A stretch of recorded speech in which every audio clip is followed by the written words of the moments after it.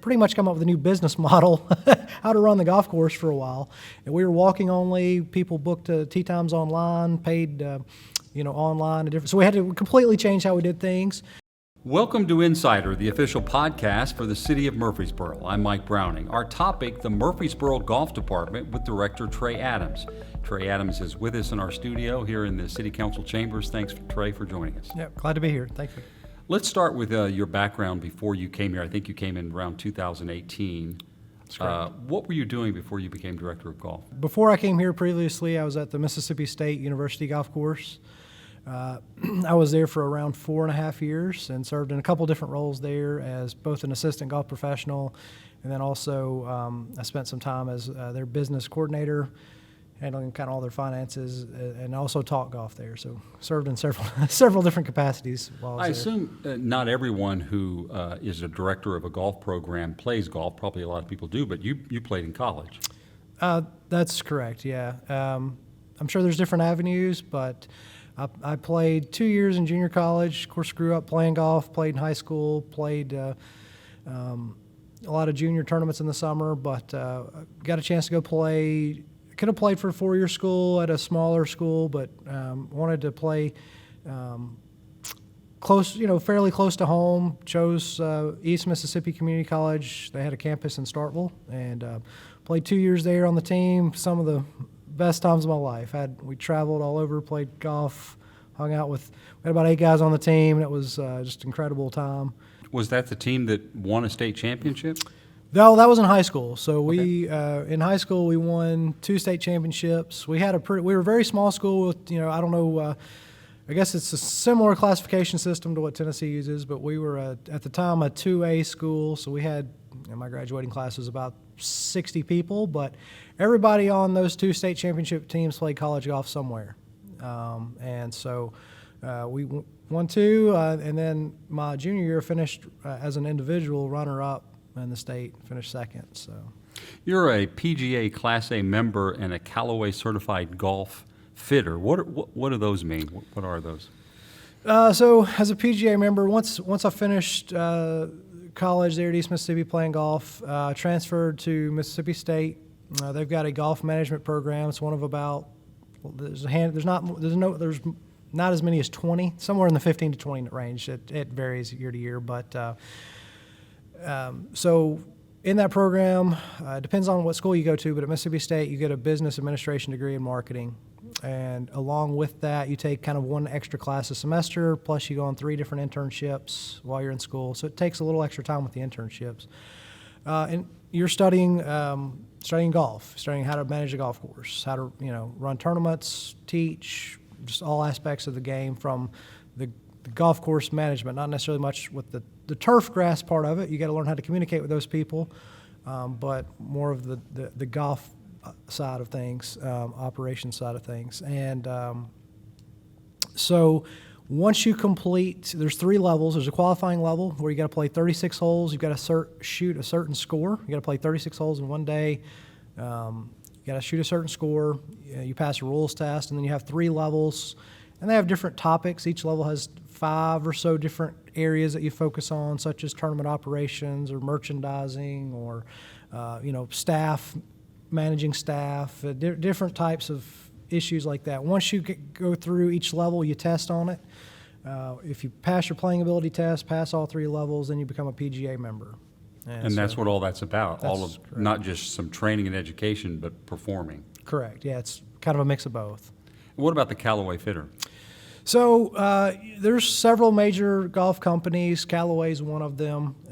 You can go through different companies. I've been through other programs with different companies, but now it's a lot of online training, several hours. Of course, we did club fitting. We learned how to do club fitting as part of the PGA program, but then you kind of go to each of those golf companies because their equipment's a little bit different. And so you learn about their specific equipment and their approach to fitting people for golf clubs. That's one of the things that we do, that I've done both at Mississippi State and currently here at Old Fort is, come in. You can spend $2,000 or $3,000 on a set of clubs. So if you spend that much money, you might as well make sure that they're right for you, and it's a very small fee to do that. Couple 2-3 hour process, and so just understanding the numbers, understanding what clubs people need, basically. help Is them play. Callaway the company that was known for the Big Bertha, or was that someone else? That's Callaway. Yep, that's Callaway. So they came out with that large club head. They were one of the first ones to develop a larger driver than what other companies had. Very forgiving. Very forgiving. Nowadays, every company has kind of maxed out the size of their driver to the limit set forth by USGA, which kind of enforces all the rules. So you can't get by with a really huge head if you're in, a professional tour. Correct. There's a certain maximum size, and now all the companies kind of bump up to that size. They don't go bigger than that, but they're all that size.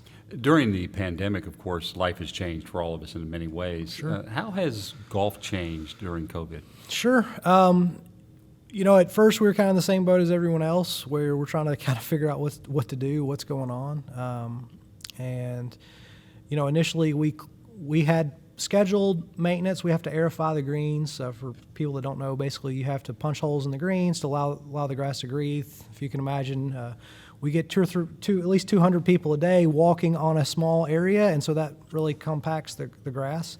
So you go in, pull kind of cores of grass about the size of a nickel out of the ground that's 6 or so inches deep, just to allow it to breathe. We'd already scheduled to do that at the 1st of April in 2020, and at the end of March, I think that's kind of when things got crazy. So we went ahead, and the weather was great, so we went ahead and closed for 2 days to do that process, which is we'd normally have to be closed for anyway.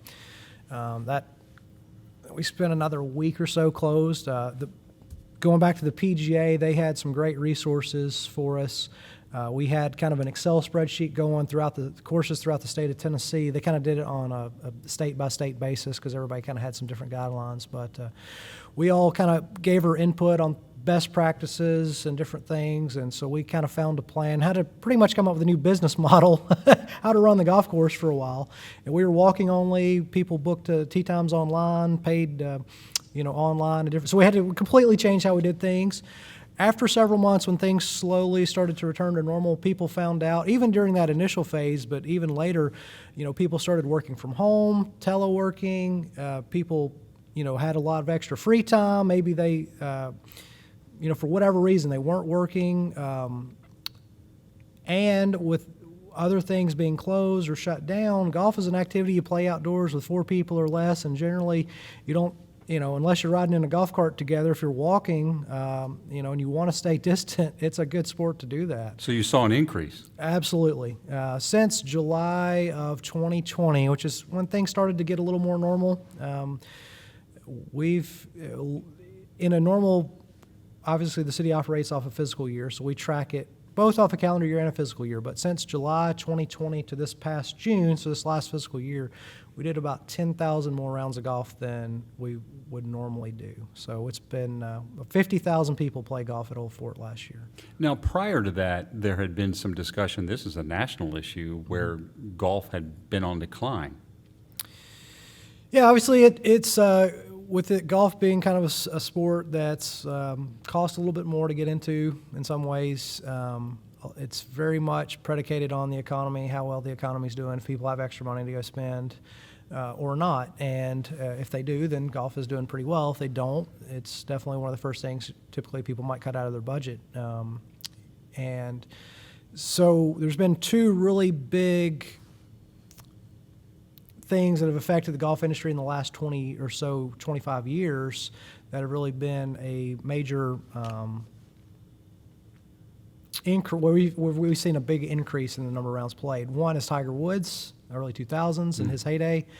Not only was maybe the economy good back then, I'm not an economist, but from what I understand, the economy was doing pretty well. But also golf with Tiger Woods, he kind of showed that the game could be played by more than maybe the typical subset of people that that played golf before, and so that was a big driving force in the game. Saw a lot of golf courses being built, a lot of new people playing golf, and COVID has had the same impact. We've seen a ton of new people taking up the sport. A lot of people that maybe, at one time had a set of clubs, played a time or two, and now they've got all this free time on their hands. they can't go to the concerts and they can't go to some of the events they have typically gone to, and they've come back to golf, and it's really seen a big increase this past year. I had the opportunity to see Tiger play in the early 2000s in Tulsa for the U.S. Open, and the crowd that followed him at the time versus everyone else was so huge. Absolutely. There are other players that are emerging like that now, right? That are getting a following like that. Yeah, absolutely. Of course, in Tiger's heyday, and still to some extent, especially this past year, Phil Mickelson is obviously that way. Obviously, he's getting a little bit older now, but there are certainly some young guys that are coming up that people do like to follow. None have really become as dominant as he was. I think he was a little bit ahead of the curve as far as fitness and training and trying to just maximize every aspect that he could. And now I think a lot of the players all the players are doing that now. So that may have been an advantage at the time that he had. So there's a lot of good young players. But probably not anybody quite to that level still. But there are some big names out there for sure. What programs do you offer here in Murfreesboro to either entice people to take up golf or to experiment with it, or to enhance the program? Sure. That's definitely been one of our focuses, try to make the game more appealing to a wide variety of people, and we try to make it accessible to as many people as we can. We've done a couple different things. Recently, we were, this past year, the Tennessee Disability Coalition gave us a grant to purchase an adaptive golf cart. And kind of started with the lady's story who she used to play golf. She was in a car wreck. She lost her mobility. And so an adaptive cart is basically a single-person golf cart that has a seat that will raise up, move. So they're kind of buckled into the seat. It'll allow them to drive wherever they need to go. The seat will raise up and turn to the side, and then they can swing. Their clubs kind of go on the front of the cart, so they can grab their clubs, drive up to their ball, turn the seat to the side, and play. So we've been able to purchase that, and that's available for anybody that needs, that type of cart when they come play.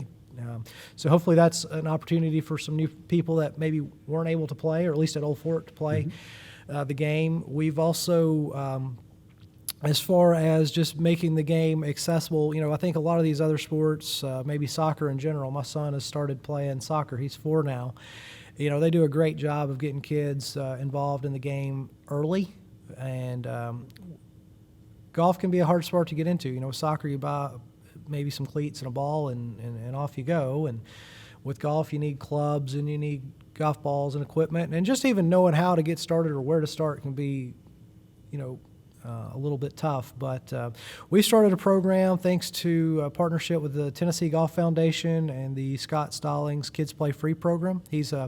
Scott Stallings is a PGA Tour player from Tennessee that has gotten a program that started up in Knoxville on some courses there, where he's been able to help raise some money to allow kids to play golf at absolutely no cost. There's clubs there for them to use. They basically just register for the program. They go play golf. It doesn't cost a penny. Do they have to approve income or anything, or Nope. they just register? Absolutely, open Very to nice. anybody. They don't have to live in the county and so we've expanded. They've been able to through working with them. We've been able to expand that program to Bloomfield Links. That started in April of this year, and so basically, if you've got a child that's under the age of 18, they can play. No matter their age, they can play up to their 18th birthday for absolutely no cost at Bloomfield Links. And you provide the clubs. We provide clubs if they don't have any. We've got 12 or so right and left-handed for different ages, sets of clubs over there. We've got golf balls. We've got tees. There's absolutely nothing that they need to get started. So if someone went over to Bloomfield Links, they would just have to fill out some paperwork, and they could probably play right then? We do the registration process at Old Fort just because we need to put some information in a computer. We don't have all those systems there. But once takes 3 minutes to fill out a little half-page form. We get some basic information that we need to track for the grant, for the purpose of the grant. And we'll get them a membership card, and then they just take that over to Bloomfield Links. We do have someone with an iPad over there. They'll just track the round of golf played for grant purposes. They'll get them golf clubs if they need them, and off they go. While we're talking about youth, even prior to you coming here to Murfreesboro, the golf department initiated a really strong youth golf program. Absolutely. Talk about that a little bit and how successful that has been. Yeah, so the previous director of golf, Tracy Wilkins, he was instrumental in getting the Bloomfield Links course built, which is a little 6-hole par 3 course. And so that's certainly just a phenomenal facility to be able to introduce kids to the game.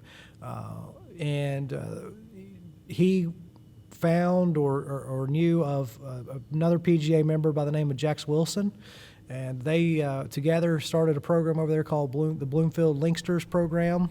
And if you just basically imagine Little League baseball, but for golf, that's kind of what it is. So they have a spring program.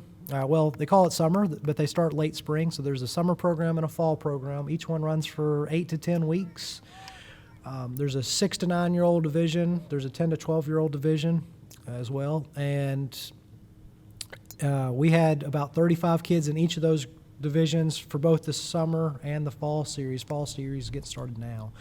And basically it's a few practices a week for the first few weeks, and then they end up on a team. They get a jersey, and it's a 5-person format where they're on a team with 5 kids at a time.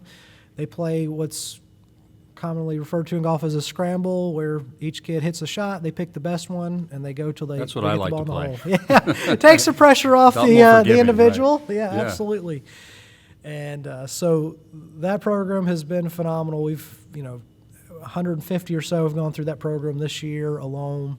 There is a cost involved in that, but it's very minimal. It's about $80. Hopefully at some point that maybe there's an opportunity there for that grant to kick in through maybe an approval process for children that maybe would not be able to afford that program. And is that more of a competitive program? It sounds like they do have some games or some competition. There is some competition to it, but it's still a very introductory level program. So although it introduces them to competition in a team format, it's still a very relaxed, fun environment for them. What's the PGA Hope program? That's fairly new as well, right? It's been going on for a while, but it's new to the city. It's new to us. I actually went through training in the fall of 2019. We had planned programs in 2020. Unfortunately, they didn't run the programs in the 2020 year. So this October, we're scheduled the first Wednesday in October. We've scheduled. We'll have our first session of PGA Hope, and it's a 6-week program. I guess the amount of time can vary, but for us it's a 6-week program, and it's geared toward veterans or active duty military, either one, and it's absolutely no cost for them to learn the game of golf. If they need golf clubs, we have clubs available. Whether they played before or not, it's instruction, and you go through training so that you might work with people who could have injuries from combat or just any number of things. So it's designed to make golf accessible to people who potentially couldn't have played as well. And that's also one of the reasons why it was important for us to try to get the grant for the adaptive cart to be able to provide different tools if necessary for people who might need them to take up the game. But it'll be a 6-week program that is funded through the PGA Hope is a foundation that the PGA of America has to raise money. PGA Reach is the name of the foundation, but PGA Hope is the program that they have geared toward veterans to teach them the game of golf at no cost to them. That's great. That sounds like a great program. It appears as though even though you're growing in terms of the COVID experience, you're also trying to expand the program in whatever ways you can. Yeah, exactly. We want there are a lot of new people that are playing the game now, but we, I guess, on the other hand, want to make sure that people who never considered the game of golf, maybe they couldn't play it because of financial reasons, or maybe they just had no idea it was even available. Something that they could do. We're trying to make it so that anybody can play, and I think especially now when people have been inside or on lockdown this past year for some time, a way to get outdoors, get moving a little bit. and obviously in a safe environment. It's been important for people. The high schools that have competition, do they play on the golf course there at Old Ford, or do they play other locations? They play other locations, but we do host pretty much all the county high schools, some of Central Magnet, and a few of the private schools in the area as well. And of course, their season kicked off, I guess, maybe a week or two ago, and they play. For the next 6 weeks or so, every Tuesday there'll be at least a couple different schools out there in the afternoons playing a match, and then the middle school do the same thing in the spring time. Do you have any big tournaments coming up, either for high school sports or other competition for adults? We have something going on all the time. We have a men's association that plays once a month. We have a ladies league that plays every Tuesday. We have a senior league that plays every Wednesday, and those are things that we run in-house that we do every week or every month. But outside of that, one of the really cool events we have coming up is, I'll have to check the date, but I believe it's Monday, August 23rd. It's actually an event for the Special Olympics, and they're going to be on the golf course. It's a two-person team format, so it'd be maybe one person with special needs grouped with another individual, and they will play a two-person team format, a 9-hole scramble. I think we've got close to maybe 60 teams that are playing in that, and so that'll be really cool. How do you learn about all these different programs? So what's the best way for someone if they want to know more? Sure. So the best way is our website, oldfortgolfclub.com. We have all our programs on there, our rates, information about any of those leagues. All that information will be on the website. We also have a Facebook page, just Old Fort Golf, as well as Twitter. But really, the website is great. When you go to the website, there's also an option to subscribe to a newsletter. We do a monthly newsletter, and that's going to, if you're on the website and you get that newsletter, maybe you like our Facebook page, you're going to know about everything going on there. Great. So while we wrap it up here, what's the most challenging hole on the course, in your opinion, and why? There's 2 or 3 that come to mind that could be in the running, but I guess most challenging for me or most challenging for maybe the average person? Let's go for you. For me, okay. So probably the most challenging hole for me is likely depends on the day, but yeah, and the wind. Right. Likely would be hole number 16. It's not that there's a lot of water or anything like that, but it's just a long straightaway par 4. It's the double greens. If you play there, hole number 12 and hole number 16 it's a very large green. It's combined, and so you can even if you hit 2 good shots, you end up on the green. You can be a long way from the hole. That's just a tough hole to make a par on, especially if they've got the tees all the way back and it's into the wind or something. It's typical. Those long 3s or long 4s are hard. For sure. When they're a little longer than what you expect. Exactly. Yeah. For sure. Well, Trey, thanks a lot for sharing this with us. It sounds like things are going well and the courses are in good condition. We've had good water, and appreciate you just being with us. Yeah, thank you, Mike. I enjoyed it. Glad to be here. Okay. Well, for more information, as Trey Adams said, on the Murfreesboro Golf Department, you can visit www.oldfortgolfclub.com, or you can actually call the number there, 615-896-2448. We've been highlighting the golf department with the Insider podcast originating from City Hall. Thanks for listening via Podbean, Spotify, Apple Podcast, and Amazon Music Audible. You can also watch the Insider here on YouTube. Our producer is award-winning Michael Nevels. For more information on the fast-growing city of Murfreesboro, visit www.murfreesborotn.gov. Insider is the official podcast for the city of Murfreesboro. I'm Mike Browning. Thanks for joining us.